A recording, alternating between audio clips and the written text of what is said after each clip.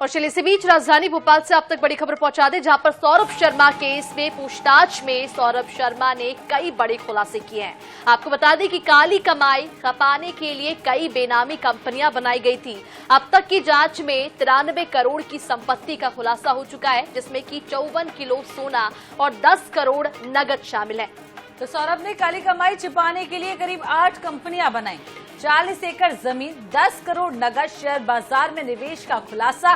सौरभ शर्मा मुख्य आरोपी, चेतन और शरद सह आरोपी बनाए गए हैं। तो बड़ी अपडेट आपको बना रहे हैं इस खबर पर, जहां आपको बता दें कि सौरभ शर्मा केस से जुड़ी हुई इस वक्त की बड़ी खबर। लगातार पूछताछ में सौरभ शर्मा ने बड़े बड़े खुलासे किए जो वाकई में चौंकाने वाले हैं।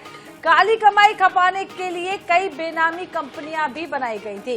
93 करोड़ की संपत्ति का खुलासा अब तक जांच में हो चुका है। 54 किलो सोना और 10 करोड़ नगद भी जिसमें शामिल है।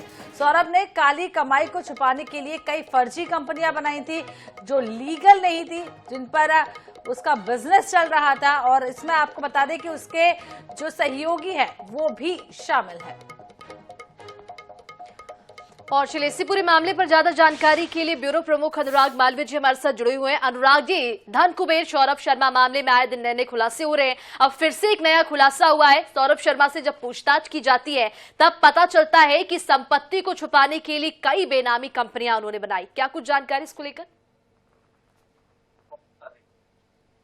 आपको धीरे धीरे खुल के सामने आ रहे हैं। तौर पर बता दें आपको, चाहे वो जमीनों में इन्वेस्टमेंट हो या फिर अगर शेयर मार्केट की बात कर लें या फिर अगर हम बात कर लें तो फर्जी कंपनियों की बात कर लें, तमाम चीजें सौरभ शर्मा ने कहीं ना कहीं पैसा जो है वो छुपाने के लिए बनाई। और इसमें काली कमाई का ये आंकड़ा कई 100 करोड़ रुपए का है। तो ये अलग अलग कंपनियों के माध्यम से छुपाया गया था। यहाँ तक कि उसने इवेंट मैनेजमेंट कंपनी बताई, उसमें जो है अगर हम देखें तो जो गोल्ड है वो दुबई से लिया। लेकिन बड़ी बात यह है, जो सबसे बड़ी सफलता लुकाई थी, जो 3 सहयोगी हैं, मतलब आपस में अगर बात करें, सौरभ की बात करें, शरद की बात करें या चेतन की बात करें, आपस में इन तीनों के बीच में अब विवाद बन गए हैं।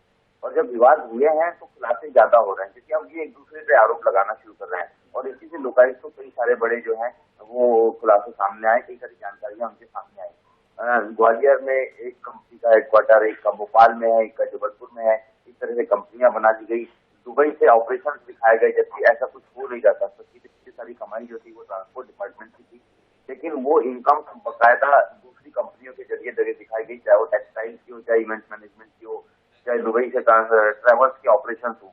इस सारी जगहों पर जो है कहीं ना कहीं पैसा पाया, लेकिन अब वो सब खुल के सामने आ गया है। और अब देखने वाली बात ये होगी कि इस तरह के जो ट्रांजेक्शन है इसमें इन तीनों लोगों के अलावा और कितने लोग इन्वॉल्वमेंट है, क्योंकि ये साफ तौर पर माना जा रहा है सिर्फ इन तीनों का पैसा नहीं है, इन तीनों के पास काली कमाई नहीं है। इसकी एक बड़ी राशि बड़े लोगों के पास होती और अभी तक के उनके नाम सामने नहीं आए। तो अब और भी नाम सामने आने बाकी है। बने रहिएगा अनुराग जी हमारे साथ है। तो आपको बता दें, काली कमाई का पर्दाफाश लगातार होता जा रहा है। कई बड़े खुलासे अब सौरभ शर्मा से पूछताछ के दौरान होंगे।